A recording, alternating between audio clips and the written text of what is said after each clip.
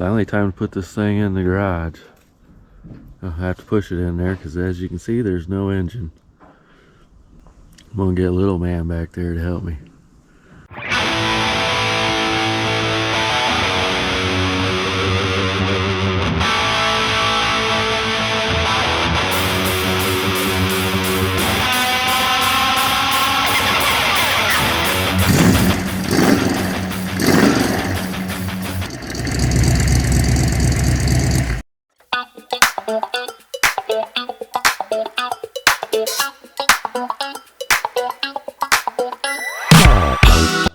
Okay, it's the first look at the Jeep in the garage. Do a quick walk around. Right after I got the Jeep, I did a walk around on it. For those people that didn't see that, here we are. Only gauges Scott lifts is old speedometer, which probably doesn't work. It does have some rust in it. And like this rust spot, I'm finding wood. Did they put wood inside of these things? So I found some other spots that were rust holes with wood in there too. As you can see, there's not much left of it, just a shell. So that's all I need for what I want to do with it. It's got this handy dandy pitch on here. Sure, I can use that metal for something. I might have to fab up a bunch of stuff on here for what I plan to do. Not really sure if my plan's even gonna work, or how to make it work, or whatever. But here's another one of them rust spots with wood in there. I don't know what that's about. Pretty much just stripped down to nothing. It's got this box here, I'm not sure what that's for, but a few goodies in there, I guess. Looks like some more rust. I haven't looked it over real good yet because I wanted to wait till I was ready to work on it. Then I could put a plan together.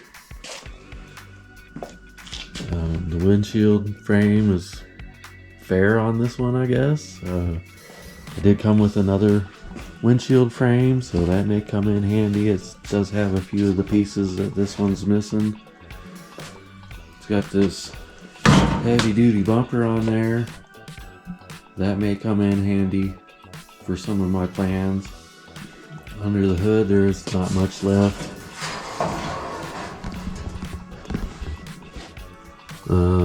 It's probably gonna have to be all redesigned. I'm sure that master cylinder is gonna be in the way. That steering arm will be in the way. I'd like to put a V8 in here. I think, I don't know, I'm still kind of waiting to see what I come across. I will set a V8 in there before I tear it apart, just to get an idea of how they fit in there. I'll have to go through and rip all the wiring out, because it's old cloth covered stuff. It does still have the vacuum motor for the wiper. I doubt it works, but it's cool that it's still there. Did come with a cross member. I'm not sure if that's for this Jeep, but it was in the back. I think it is for it. I don't know. I haven't been underneath it yet, so I'm going to do that now, and we'll both get to check it out at the same time. Okay. Ouch. Who put that there? That's nice.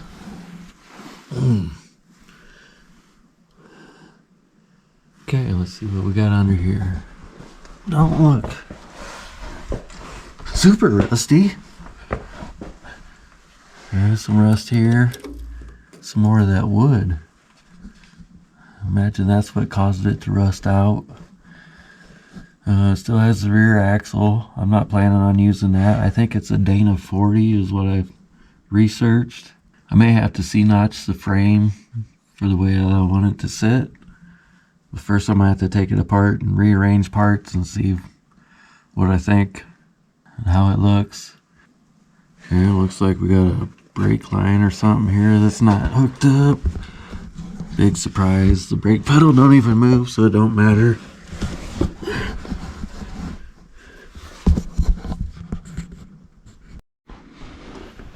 Here's the brake master cylinder. It's got an arm that goes up here to the pedal. It's kind of a weird design. I don't know what else to say about it. There's a front axle, but I'm not sure what size that is. And I may keep it because I just need one for a steer axle. I don't need it to be four-wheel drive for what I'm doing. Looks like the front brakes are still hooked up. Maybe the rear brakes, I don't know.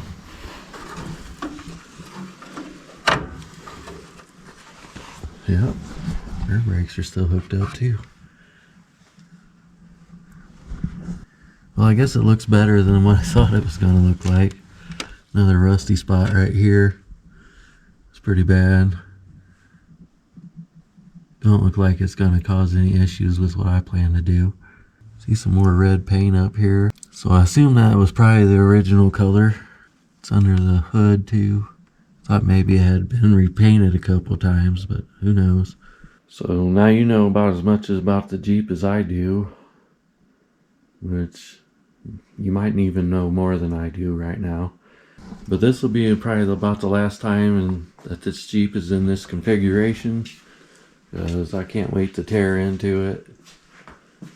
Start pulling it apart, figure out what I can use, where it can go, how to make it work. I think it's going to be a really fun project. Can't wait to get started on it. Can't believe how small this thing is compared to the other things that I've had in the garage. I mean, it actually, you can walk around it. There's room for activities. That's good, because this thing's coming all apart and there'll be pieces everywhere. The only other smaller vehicle that I've ever had in here was a couple years ago. I had a 75 Mercury Bobcat, but it wasn't this small. Maybe I should just start working on these Jeeps all the time and forget the vans. It's nice to be able to actually walk around and start just taking some stuff off of it. Best get back at it. Well, I've been trying to clean this thing up a little bit. The junk pile's getting bigger. Talking about this pile, not this pile. Got some of the stuff cleaned up on the inside. A little more room to work. Get some of these wires ripped out. I don't know what's up with the wood inside the body, but everywhere that's where it rots. My question to people that restore these Jeeps, do you put the wood back in there? Or is there a better option? I don't plan on putting it back in there. When I was cleaning out this, I don't know, cubby hole or whatever, I had a bunch of just junk in there, but I did find this cool metal can of brake fluid. Kind of neat. Can't hardly read it, but you know what it is. Put that on the shelf, I guess. So my next thing is going to be to set an engine in this engine compartment.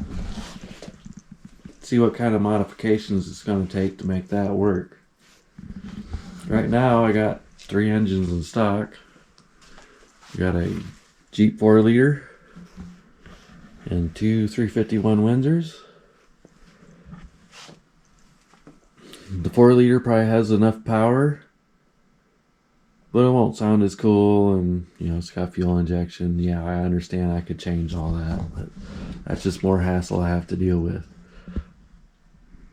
This engine came out of my blue van. It ran when I pulled it, so I know I could drop it in there and run it.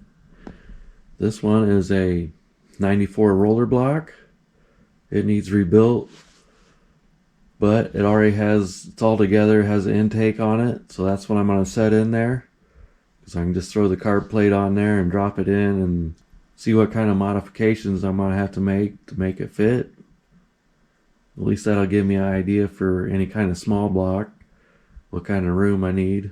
So I'm going to go ahead and dig out the engine hoist, hook it onto that thing, set it in there, and we'll go from there. Well, there's a small block Ford setting in there.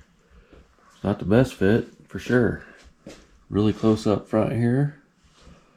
And I can get my finger in back there, that's about it.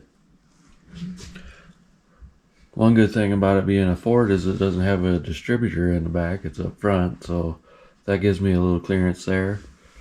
Looks like it might be a little tight for the transmission, so I may end up just cutting this section out of the firewall, sliding it back a little bit. We'll cross that road when I get there. I'm going to go ahead and take a Sharpie and make a few marks on the firewall. I also I want to change the position of the axles. So I'm going to have to see if it sits in there too low, if it's going to bottom out.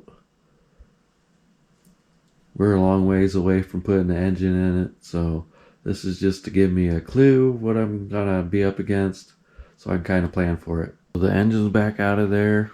That was a pretty tight fit. Not sure how I'm going to make that work yet, or if I'll just find something else to put in here. Did make a few marks back there on the firewall. I think what I could do is just cut this section out over here, slide it back a few inches. We'll get to that later on, I guess. Got plenty of time to think about it. So the next thing is to change the look on the Jeep. One of the things I want to do is pull the axles out, kind of rearrange them a little bit. I got the front axle almost ready to come out. I just got the U-bolts left to take off. I was gonna just cut them, but they're kind of hard to get to. So I'm gonna try and unbolt them first. So far I've only broken one bolt. I'm gonna get this on jack stands, get this front axle out. I think the rear one will come out pretty easy. I'll come back in and check it out. Well, if you wanted to know what it looks like without axles, here you go. Not a lot to look at. Normally when you see a Jeep in this situation, it means it's going up inches, big tires. That's not what I'm doing. Not really sure what I'm doing. I have an idea. So let's go over my idea a little bit and then we'll start testing stuff. I don't want to use the original rear axle. It's over here. Because I want a wider axle and a stronger axle. So I have one that I'll bring out here in a minute and we'll compare them. And I'm not exactly sure what I want to do for the front axle yet. But before I can figure any of that out, I gotta clean this mess up. So I'm gonna do that first, and I'll drag that other axle in here. I'll show you what it is, the differences between the two. Got everything cleaned up, got this axle in here. Now you can see it, it's a 8 1/4 out of a 94 Jeep Cherokee. It's way stronger than the original axle. You can see it's way beefier looking. Plus it's like 12 inches wider. And I'm looking for the width. And here's why. Most guys, when they do one of these Jeeps as a hot rod or whatever, you split it in half all the way across here and stretch it out. And I don't want to make it a longer vehicle. I just need room to sit. So if I put the wider axle on there and cut some of this box out, move the seat back, is my thought. But before we get to all of that, what we're going to do is slide this one up underneath there. I'm going to throw a couple tires on it. I think I'm going to set the frame right on the axle. And then we'll have a starting height to go with. Figure everything out. Hopefully that's low enough. If not, that means a lot more work. Tell you what, I've been using this shop vac since I brought the Jeep in the garage. And that thing is getting heavy. That is a lot of dirt for such a small vehicle. I mean, look at it. It's a go-kart. Well, I guess that's what it'd kind of look like if it was doing a wheelie. Back end's down. Let's drop the front end and see what that looks like. Well, that's basically what I'm looking for. I think I want the front axle back maybe another foot or so. So I have to jack it up and readjust. I like where the back's sitting. I think I can probably just do a C-notch in the back and make clearance for that axle. May have to notch out the center of this for the differential to have clearance. I haven't been underneath it to look at it yet.